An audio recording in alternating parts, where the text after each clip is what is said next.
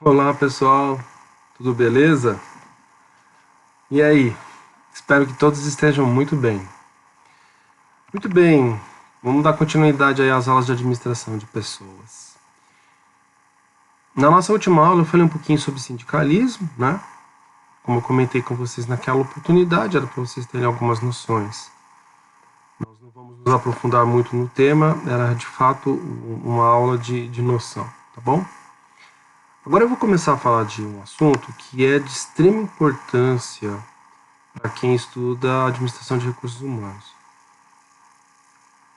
Vocês precisam lembrar que quando a gente fala dessa parte, né, de gestão de pessoas, nós temos grandes áreas que nós estamos trabalhando já desde o início do ano, tá? Então a gente começou falando de provisão de recursos humanos, então é aquela parte que nós nos preocupamos em obter pessoas, né? Obter pessoas não, mas contratar pessoas para a organização poder funcionar. Porque, sim, trabalhadores, as atividades não são realizadas, logo a empresa não existe. Né? Nós precisamos desenvolver essas pessoas, treiná-las, enfim, prepará-las, né, para o exercício do trabalho e inclusive para o aprimoramento do trabalho. E temos a parte que eu vou agora destacar com vocês aqui no terceiro bimestre, que é a manutenção e a retenção dessas pessoas dentro da organização. Como é que eu faço para que elas não deixem a organização, que elas desistam de trabalhar comigo e resolvam trabalhar em outra coisa ou em outra empresa, até no meu concorrente? Então, esse é o principal tema agora do terceiro bimestre, que é justamente essa parte em que nós vamos falar sobre como é que eu faço para que as pessoas que eu contratei, então os trabalhadores, eles continuem trabalhando na organização que eu administro. Bom, e a gente começa fazendo uma reflexão sobre essas duas ideias, esses dois conceitos, né, essas duas abstrações que nós precisamos entender, ambas importantes. Uma delas a gente vai se aprofundar mais, mas antes de dizer em qual delas a gente vai se aprofundar, apesar que vai ser fácil descobrir qual, eu vou começar então explicando um pouquinho cada uma delas, tá bom? Então o tema aí dessa videoaula é reconhecimento e recompensa. Bom, no contexto da administração de recursos humanos, então observe que tudo que eu for falar aqui é dentro desse contexto da administração de recursos humanos, é dentro dessa sub-área da administração que lida com as pessoas, lida com a relação, né, que se estabelece entre a organização e os trabalhadores que viabilizam, né, a existência dessa organização. Tá bom? Então, é dentro desse contexto.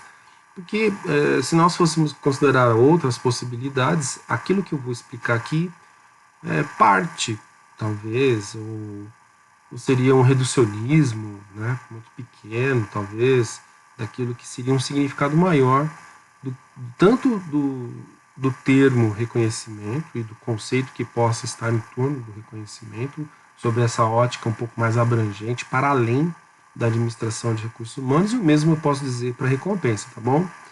Então, no contexto da administração de recursos humanos, quando eu falo de reconhecimento, eu estou falando da valorização do trabalho.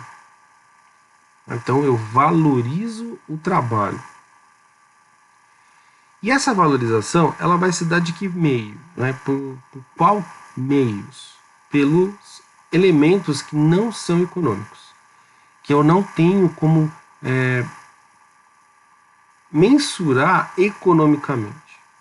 Então, são elementos normalmente abstratos que não tem como você apresentar na forma de um valor financeiro ou na forma de uma quantidade de horas. Ele é um elemento não econômico. Então ele nem é representado na forma de dinheiro e ele também não é representado na forma de um tempo, de um prazo, tá bom? No contexto da administração de recursos humanos, a recompensa ela é a valorização do trabalho, então ambos têm em comum isso. Então reconhecimento e recompensa, ambos valorizam o trabalho. São formas de você valorizar o trabalho de uma pessoa, de uma equipe ou mesmo de uma organização, tá? Mas no caso da recompensa, aí sim eu vou me valer de elementos econômicos. Então eu tenho elementos econômicos envolvidos nessa valorização. Então eu vou traduzir essa valorização usando provavelmente uma medida financeira ou uma medida de tempo, de prazo, tá bom? Bom, o reconhecimento, então, ele tem um efeito subjetivo. Né? E aí, como ele é subjetivo, então ele depende muito dos sujeitos que fazem parte desse processo de valorização. Aquele que valoriza e aquele que teve o seu trabalho valorizado. Então, pelo menos duas pessoas devem existir. Como eu falei, eu posso aplicar isso para uma equipe, posso aplicar isso para uma organização inteira, tá bom? Mas para facilitar aqui no nosso exemplo, vamos imaginar então que existe uma pessoa que vai valorizar, que vai então reconhecer o trabalho de alguém, e você tem a pessoa cujo trabalho foi valorizado, aquele que executou uma tarefa, uma atividade, e o valor desse trabalho ele vai ser reconhecido por outrem, tá? E normalmente esse reconhecimento ele vai estar baseado em aspectos abstratos, tá? Então eu estou falando de coisas intangíveis, que não são tangíveis, elas não serão passíveis de uma mensuração do tipo peso, altura, cor, ou, né, como eu tenho falado, né, uma medida de dinheiro ou uma medida de tempo, tá? E aí eu dou um exemplo, né? O nosso exemplo aqui, nesse caso, seria o elogio público após o fechamento de venda. Então imagine que tem um vendedor numa determinada loja que ele conseguiu, né, sei lá, realizar uma venda muito grande, ou foi a primeira venda dele, sabe? Ele é uma pessoa inexperiente, nunca vendeu na vida, e aí ele consegue fazer a primeira venda da vida dele, da vida profissional dele, né? Então eu posso aproveitar esse episódio, né, e valorizar esse episódio fazendo um reconhecimento público, né, por meio de um elogio. Então eu chamo todos os vendedores ali da loja, né, e falo, olha, fulano de tal realizou a primeira venda, né, parabéns a ele e todo mundo vamos aplaudi-lo, né, por ter feito a primeira venda da vida profissional dele. E aí as pessoas aplaudem e esse é um exemplo de reconhecimento. E veja que ele está baseado no aspecto abstrato, né? Então palavras que adjetivos, né, que vão enaltecer aquele episódio, aplausos que são ações que só faz sentido, só tem efeito para nós seres humanos. Quando você aplaude, o aplauso ele tem um significado muito forte para nós seres humanos. Pode ser que existam outros animais que até entendam o aplauso, mas não da mesma forma que nós seres humanos, né? Então ele é um aspecto subjetivo, ele depende do sujeito. Imagine que hipoteticamente, nós descobríssemos que existem seres em um outro planeta, né? E ao encontrar com esses outros planetas, nós o aplaudíssemos. Talvez para eles não teria o menor sentido, né? Por que aqueles humanos, aqueles terrestres estão batendo a mão uma na outra, né? Talvez para eles não faça o menor sentido, porque eles talvez não tenham aplauso. Eles não entendam o aplauso, né? Então veja que o aplauso ele tem um significado para a nossa cultura, tá? Talvez, sei lá, se fosse possível imaginar o encontro com uma tribo indígena que nunca teve contato com a civilização a essa que nós pertencemos e conhecemos, que hoje é globalizada. Muito provavelmente, se a gente aplaudisse esses indígenas, talvez eles também não entendessem, porque para essa cultura, talvez o aplauso não faça o menor sentido. Então veja que ele é carregado de uma subjetividade enorme. Ele depende muito da interpretação cultural do indivíduo. Por isso que o reconhecimento ele vai ter um efeito em determinados contextos culturais. Quando você, por exemplo, aqui no Brasil, cumprimenta alguém, apesar que agora com a pandemia isso deve mudar muito, mas quando você cumprimenta alguém com um abraço ou com um aperto de mão, né, isso faz um baita significado para nós. Isso tem significado para nós. Mas numa cultura oriental, por exemplo, entre os japoneses, você abraçar ou você fazer o aperto de mão, isso pode ser até entendido como um desrespeito, como falta de educação. Então veja que há uma subjetividade enorme na forma como a gente reconhece as pessoas. E é por isso que muitas vezes é difícil você falar em reconhecimento aqui em administração de pessoas, porque pode ser que alguma coisa faça sentido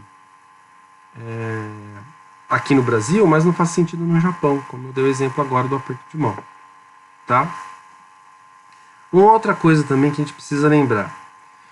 O elogio público pode ser um problema para algumas pessoas. Imagine alguém que é muito tímido, alguém que é muito reservado, alguém que é muito discreto, né?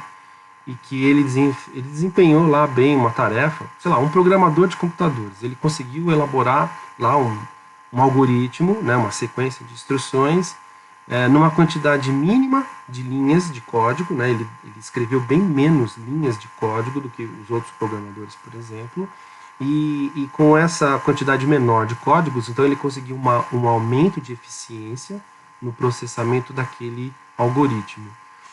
E aí, então, eu resolvo reconhecê-lo, né? E aí eu chamo todos os programadores lá numa sala de reunião, chamo essa pessoa que é reservada, que é tímida, que é muito discreta, e faço elogio a público, né, para essa pessoa. Pode ser que ele não interprete isso de uma forma muito positiva, né? Talvez para ele esse tipo de reconhecimento seja até negativo, e ele não queira mais viver essa experiência, né? Porque para ele foi constrangedor, dadas as características pessoais dele. Por isso que o elemento é muito subjetivo. Então notem que mesmo dentro de uma mesma cultura, o efeito ele pode ser diferente daquele que é esperado, porque as pessoas podem reagir de formas diferentes a essas manifestações abstratas. Então é por isso que nós não estudamos, geralmente não estudamos o reconhecimento como um método dentro da administração de recursos humanos, né? Uma vez que existem aspectos culturais, existem aspectos pessoais, e como a natureza é muito subjetiva, você não tem controle sobre isso, você não tem como medir isso, e você pode ter até um efeito diferente daquele esperado, né? A partir justamente da compreensão que você tem de determinada ação, de determinado elogio, por exemplo, a partir daquilo que você acredita, daquilo que você vivenciou, né, culturalmente ou pessoalmente, tá? Mas, por exemplo, no caso de um vendedor, né, como o vendedor ele tem que ser uma pessoa que se expõe, né, ao público, então provavelmente esse elogio, né, no salão de vendas ali, né, sendo reconhecido como um bom vendedor, por exemplo, comparado aos outros vendedores, isso possa alimentar o ego dessa pessoa, envaidecê-la, né, e ter um efeito muito positivo.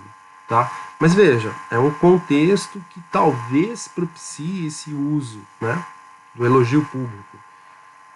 Mas não é verdadeiro em todos os casos, como foi o exemplo que eu dei anteriormente lá do programador de computadores.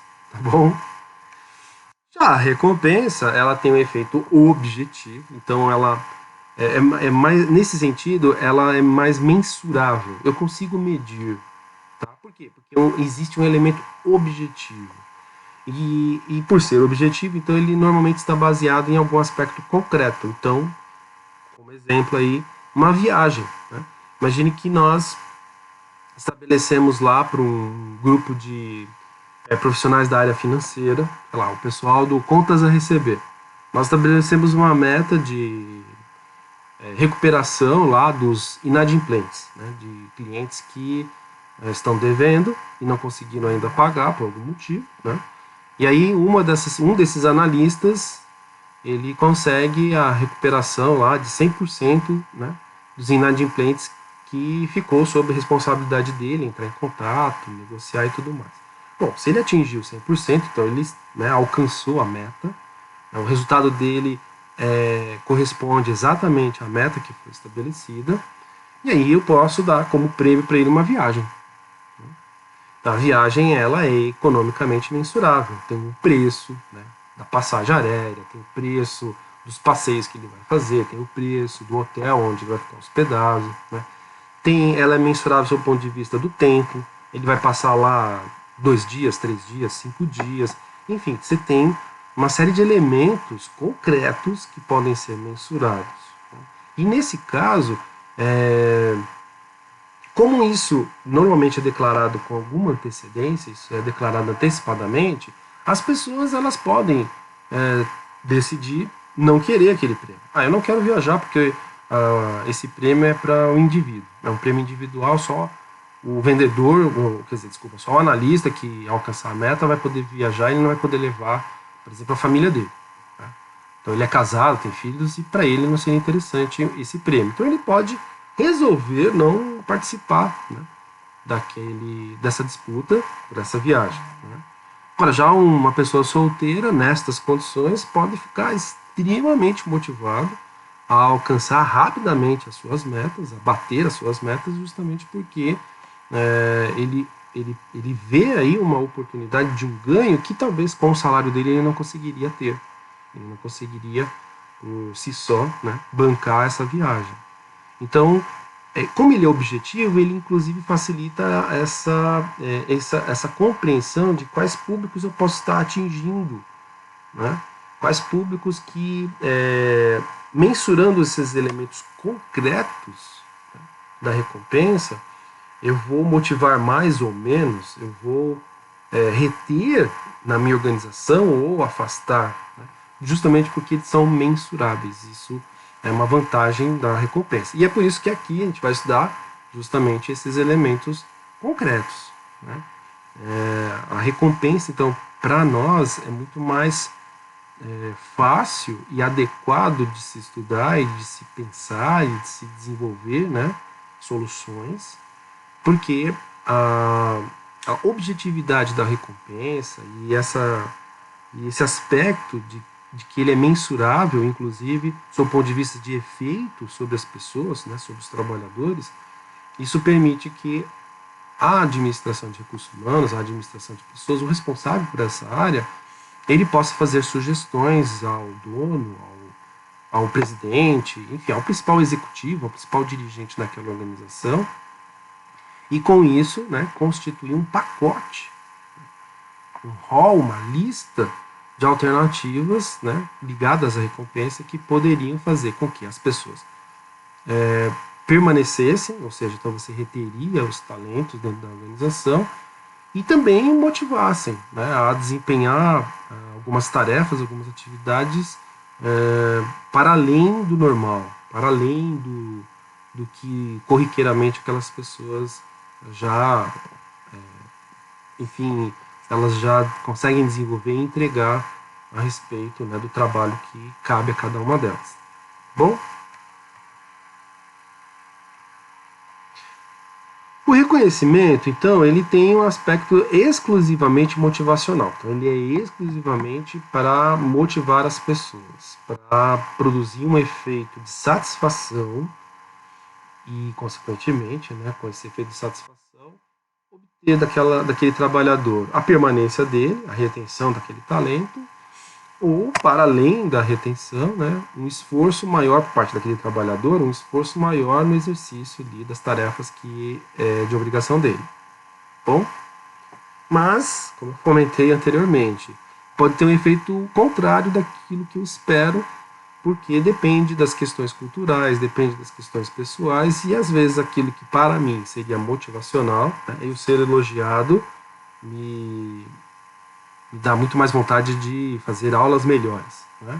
Mas talvez para um outro professor esse elogio público seria constrangedor e ele possa se retrair e ao invés dele melhorar as aulas dele, ele dá uma baixada no nível para não ser mais constrangido com o elogio público, por exemplo. Tá? Professor, isso é absurdo. Não, né? Aí é uma característica pessoal e a gente precisa respeitar isso. Por isso que o reconhecimento a gente trabalha menos aqui. E cabe a mim, como professor, dizer para vocês que se vocês tiverem que atuar algum dia numa organização atuando nessa área, né, de administração de recursos humanos, o reconhecimento é algo que precisa ser feito com muito, mas muito cuidado, tá bom? E preferencialmente conhecendo bem as pessoas para ter uma projeção das reações que elas podem ter a partir de determinadas manifestações abstratas, tá bom? Já a recompensa, ela pode ser de natureza higiênica. Então aqui, eu acredito que lá, quando se falou em motivação, vocês devem ter, né, percebido que o Maslow, né, ele coloca uma escala para motivação, né? E existe um outro autor chamado Herzberg que aproveita essa escala e ele separa em dois fatores. Então existem ações organizacionais que ele vai classificar como fator higiênico e existem ações organizacionais que o Herzberg ele classifica como fator motivacional. O que são os fatores higiênicos? São aquelas ações que a organização corresponde ao atendimento de demandas de natureza fisiológica, de natureza básica e de segurança. Então, por exemplo, quando a empresa oferece lá um refeitório onde o trabalhador pode se alimentar, como a alimentação é o atendimento de uma necessidade básica, então esse refeitório, esse espaço onde ele pode se alimentar, né, tem lá, sei lá, um fogão, um micro-ondas para ele aquecer, né, a marmita dele, essa ação da organização é entendida como um fator de higiene, né, um fator higiênico, que garante, né, a sobrevivência daquele trabalhador, a saciedade da fome e, consequentemente, a presença dessa ação causa uma indiferença, porque assim, é obrigação, né? Você tem que comer para sobreviver, né? E se não existisse espaço adequado para ele se alimentar, um fogão para ele, ou um micro-ondas para ele aquecer lá a comida que ele traz de casa, isso causaria uma insatisfação, então ele seria desmotivacional. Então o fator higiênico ele tem essa característica, ele pode ser desmotivacional se for ausente, ou ele causar indiferença, que no caso de uma empresa seria o ideal, né? Porque se ele não atrapalha, né, não é desmotivacional, então ele garante que o trabalhador vai realizar a tarefa dele. Se ele não está sentindo fome, ele provavelmente vai fazer bem as tarefas que lhe cabem, tá bom?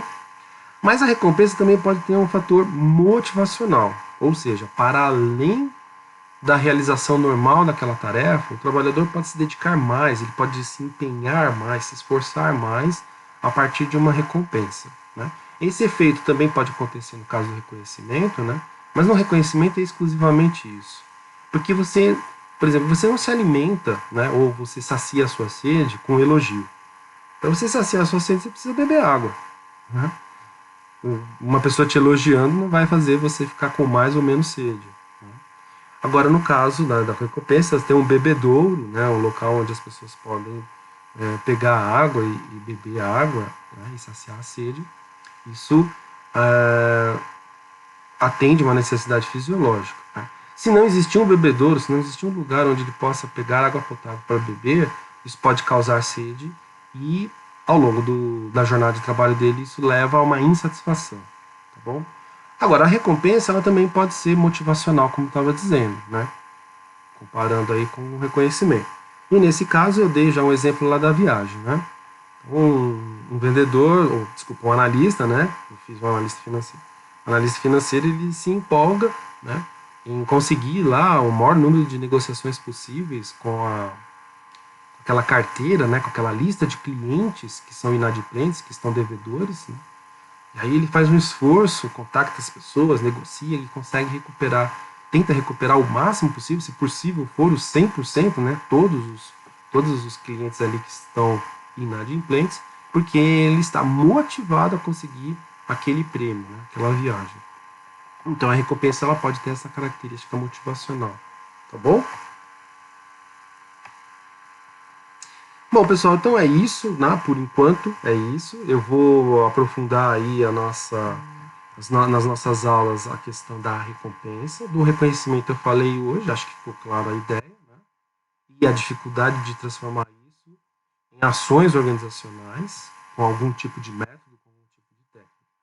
Diferente da recompensa, que como ela tem uma característica mais objetiva, mais concreta, então aí sim nós vamos nos aprofundar naquilo que é possível fazer em termos de recompensa para reter os talentos, reter aqueles trabalhadores que são bons para a organização e também para motivar, né, as equipes, os trabalhadores, enfim, para que eles possam desempenhar melhor e mais, né, nos seus respectivos trabalhos, tá bom?